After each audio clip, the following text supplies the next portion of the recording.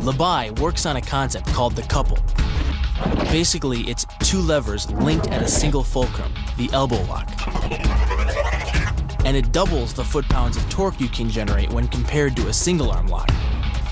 There's more than enough force to flip an opponent to the mat or dislocate his elbow. By using the twisting motion of the torso to drive the strike, the business end of the hardwood fighting stick can quickly accelerate to more than 25 miles per hour. On contact with the skull, the energy is enough to cause a depressed fracture. It's the same injury-producing force as being hit in the temple by a hammer.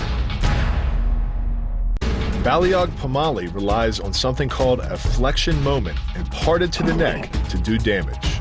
An average man's neck can withstand about a 140 foot-pound flexion moment. Beyond that, soft tissue and even vertebrae can be crushed. By bringing your weight down fast, this move could easily deliver twice that amount of force. And it wouldn't just end a fight, it could leave your opponent paralyzed or dead.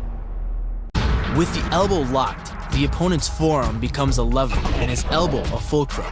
Any force applied to his wrist is more than doubled by the mechanical advantage of leverage. By jerking hard on the arm, you could easily hyperextend the elbow, the same kind of injury that you'd sustain falling hard onto your outstretched arm. The throw works just like a crowbar, where your leg is the lever and your hip is the fulcrum. The trick is positioning your body in just the right place. If you're just an inch off the placement of your thigh and hip, the amount of energy needed to throw an opponent can more than double. But performed correctly, Uchimata requires almost no energy, yet it can deliver up to 5,000 pounds of force. If it weren't for the mat, a throw like Uchimata would be enough to cause serious injury or even paralysis. You use the strength of your legs to maintain your dominant position while you secure the choke. Just a few pounds of pressure on the collar of his gi is enough to reduce the blood flow to the brain to a trickle and end the match. Hold this move for 10 seconds and the fighter will black out.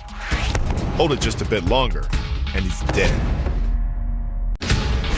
By bending the elbow across the fulcrum of your hips, you're subjecting the weak joint to the leverage of two strong forces: the pull of your thighs on his shoulder and your hands on his wrists. As little as 1,000 pounds of force can be enough to destroy the elbow. The leverage of the armbar can supply much more than that.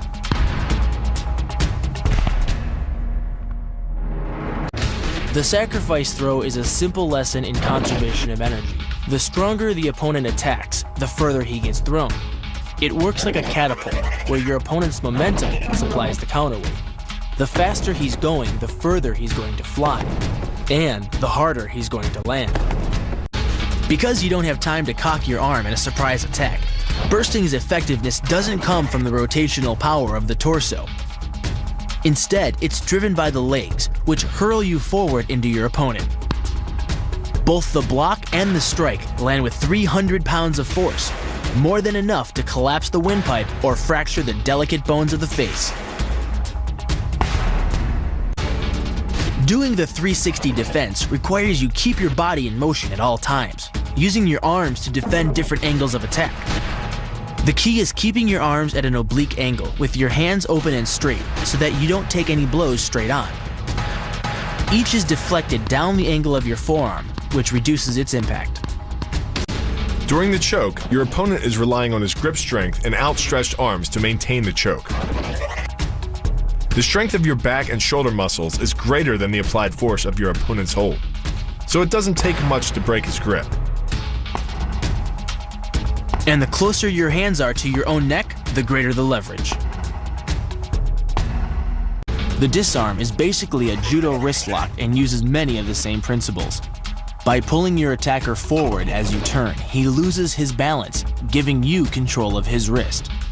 The barrel of the gun then becomes a lever, allowing you to take the gun.